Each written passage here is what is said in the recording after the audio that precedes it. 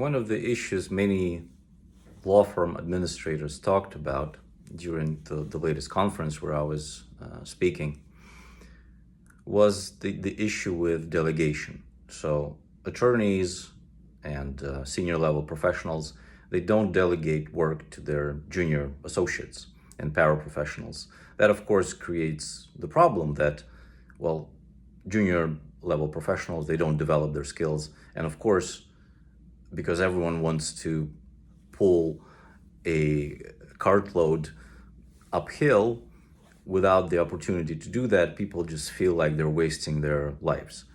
So that's really demotivating. And that's of course results in like 50% of junior level associates leave within 3 years of starting their roles at firms, right? This is not a new problem. We've known about this, I don't know, for 30 or 40 years. So the problem exists, it has always existed, and the only way to solve this problem, because it is a solvable problem, is by creating mechanisms by which senior level professionals will actually value developing their junior professionals. So of course, the reasons why they do this, I mean, the senior professionals, why they don't share work or why they hog all the work, is that there are a multitude of reasons. One of them could be that they're not really comfortable with business development. So they would look at their billable hour requirements and they would say, okay, I'd rather make sure that I hit those numbers earlier in the year, so that's less pressure for me toward the end of the year, right? So I don't have to run around like a scalded cat. That's one of the problems. Second problem is the system that's created that doesn't reward or doesn't incentivize the behavior toward developing junior professionals, right?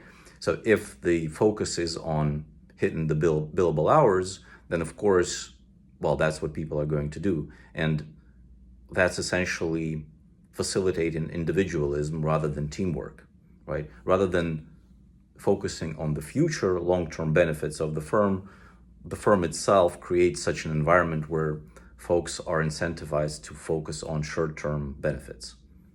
So to solve the problem of underdelegation is to have a conversation at the top level of the firm, so with executive leadership, and make a decision what's really important for us.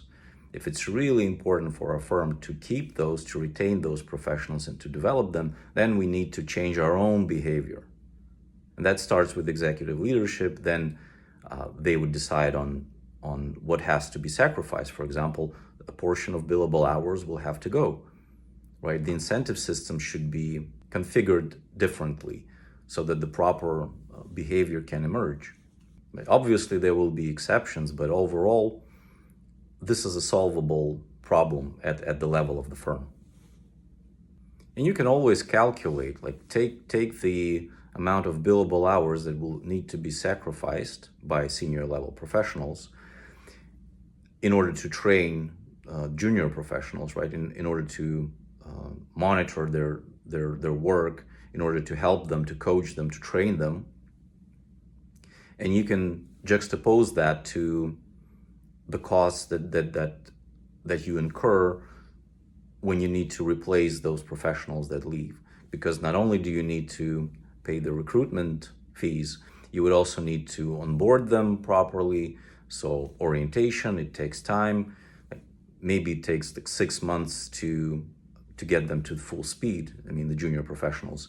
So you can always calculate what are the trade-offs. And typically the trade-offs would be that it is more beneficial for the firm to actually sacrifice some senior level billable hours rather than trouble yourself with high voluntary turnover among junior level professionals.